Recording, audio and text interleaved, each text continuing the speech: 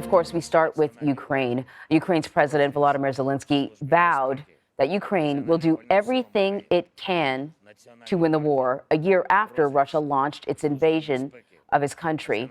Speaking at a memorial service in Kyiv, Zelenskyy reflected on the first 12 months of this conflict.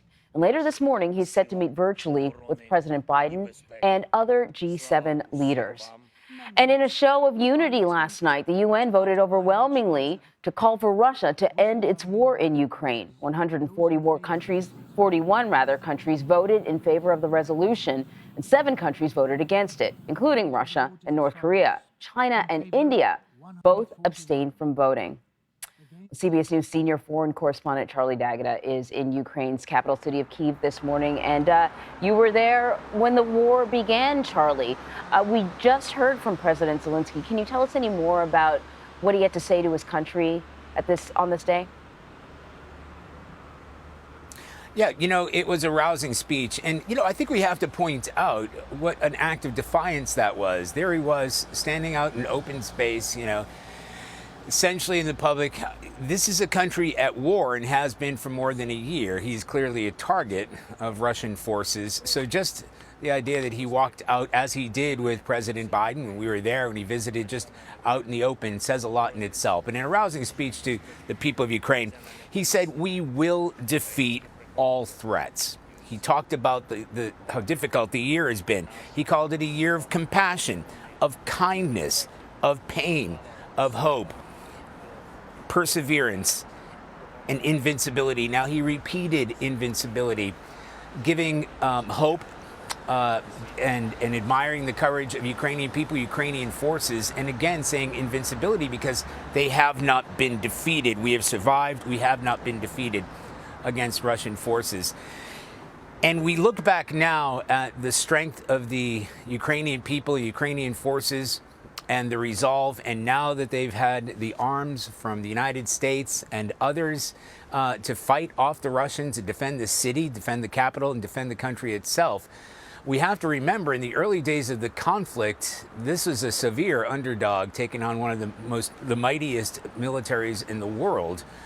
In the first few weeks, it was nothing short of a miracle. They stopped Russia in its tracks and eventually, certainly in terms of the end of last year, push Russia back. Indeed, and all along the way, asking for more help from the rest of the world. The help coming, but often, not coming immediately. And, we talked yesterday, Charlie, about the need for ammunition, that they are running out of ammunition. The Pentagon announced today that it would be spending $2 billion to supply Ukraine with ammunition, new drones, anti-drone systems.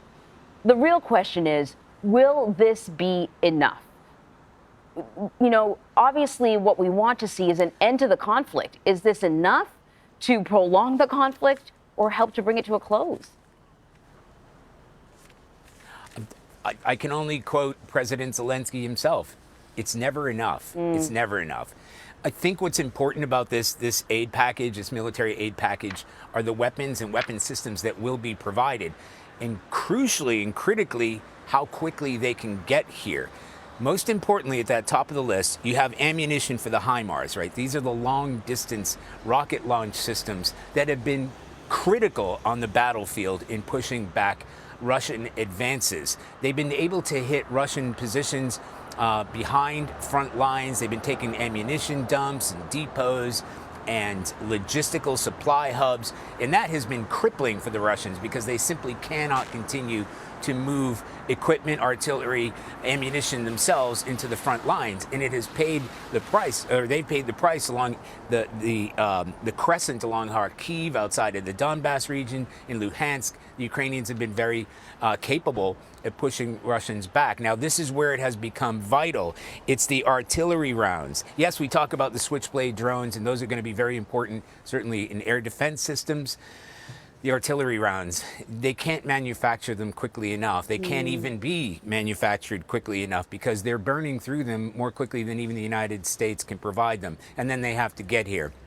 What needs to be done is it has to happen before the Russian offensive begins. Now, it has happened in certain areas, but it hasn't happened in a sort of meaningful way, or certainly in the potential that it does have come the springtime. So those artillery rounds, and this is where we really are talking about, battlefield, the combat. This is the kind of combat that they're dealing with when it comes down to artillery, Right. in terms of the distance. That's what they need more than anything, and it has to get here quickly.